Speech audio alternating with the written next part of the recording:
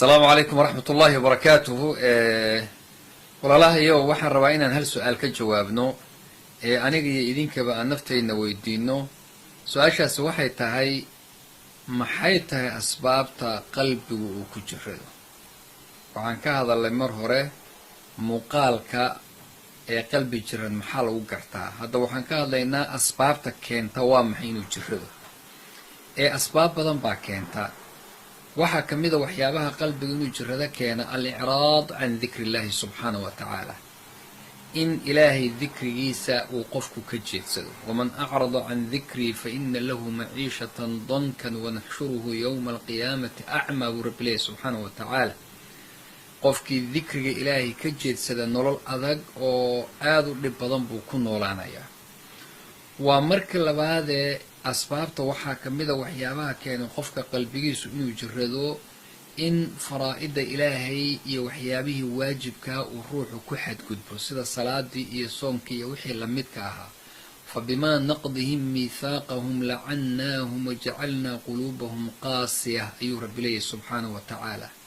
yacni sababta ballamihii ilaahay ay la galeen oy ka baxeen ayaanu rabbi wuxuu ku dambaysiiyey qalbigoodii mid qallalan ayuu noqday. waxaa ka mid a asbaabta xaaraanta oo la cuno qalbiga ayay qallalisaa, waa sabab weyn weeye. rasuulku markuu ka warramayey alladii yani qofkii safrayay yutiilu safara ashcaha akbara yamuddu yadayhi ila asamaa yaquulu yaa rabbi wamadcamuhu xaraam wamashrabuhu xaraam waqudiya bilxaraam faana yustajaabu lahu. yani qof wuxuu quudanayo iyo wuxuu xiranayo iyo wixii lagu quudiyey iyo wixii lagu koriyaba uu yahay xaaraan, sidee loo ajiibayaa oo ilaahay baryadiisa u aqbalayaa. marka taasina waa arrin kaleoo qalbiga iyaduna qallalaysa. waxaa ka mid a macaasida iyo dunuubta oo ku badata ruuxa qalbiga ayaa qallala. allah waa kilah subxaana kalaa barwaana calaa quluubihim maa kaanuu yagsibuun. mufasiriintu raanka aayaddu sheegtay waxay ku fasireen inuu yahay addanbu cala addanbi, waa dembi kale la dul saaray ilaa uu marka dambe qalbiga dhanba u madoobaado. waxaa ka mid a asbaabta almujaahara bilmacaasi, in macaasida lala jahro oo dadka aan la yska qarinina banaanka lasoo dhigto. rasuulku waa kiilaha sala allahu alay wasalam kullu ummatii mucaafan ila almujaahiriin. ummadayda oo dhan waa la cafinaa dadka mujaahiriinta. ama mujaahiriinta waa la weydiiyey, asxaabtii baa warsaday rasuulka waa kuwee. wuxuu yidhi waa qof habeenkii dembi samaynayo ilaahay intuu asturay isagu maalintii ka sheekaynayo oo dadka u sheegaya. marka isagana waa sabab kaleoo qalbiga. walidaalika cabdullaahi bnu lmubaarak ayaa wuxuu lahaa ra'aytu dunuuba tumiitu lquluuba waqad yuurisu dulla idmaanuha watarku dunuubi xayaatu lquluubi wakhayrun linafsika cisyaanuha. yani dembiga daa'imidiisu waxay ka dhigtaa qalbiga mid mugdi ah. ra'aytu dunuuba tumiitu lquluub, way dishaa. waqad yuurisu dulla idmaanuha, haddii la joogteeyo dembigana qalbigu waa dulloobaa. marka sidaas wey. waxaa ka mid a ayuha alaxiba asbaabta iyaduna keentaa in qalbigu uu maaragtay qofki uu qalbigiisu uu qalalo.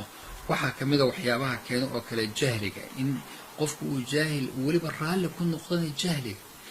ilaahi subxaana wa tacaala markuu ka hadlayay inamaa yakhsha allaha min cibaadihi alculamaa, ilaahi subxaana wa tacaala waxaa un si dhaba uga baqi karaa dadka culimada ah. asbaabta marka jaahilku qalbigiisu waa qallalan yahay. asbaabta waxaa ka mid a iyaduna waxyaabaha keena inuu qalbigu uu qallilo itibaacu lhawa, inuu qofku hawadiisa iska raacay iyo naftiisu waxay jeceshahay. falamaa zaaquu azaaqa allahu quluubahum, markii ilaahay subxana wa tacaala zayqa uu ku sameeyey yani xaqa marka iyagu ka iisheenoo hawadooda ay raaceen buu qalbigooda in ilaahay subxaana wa tacaala xaqii garamari. waxaa ka mid a ayuha alaxiba waxyaabaha qalbiga qalaliyaa mubaaxaadka, atawasuc fi lmubaaxaat, waxyaabaha iskaba bannaan laakiin haddii lagu xadgudbo qalbigay qallajiyaan, sida akliga cuntada badan, hurdada badan, qosolka badan. umuurtaas iyaguna waxay qalaliyaan qalbiga.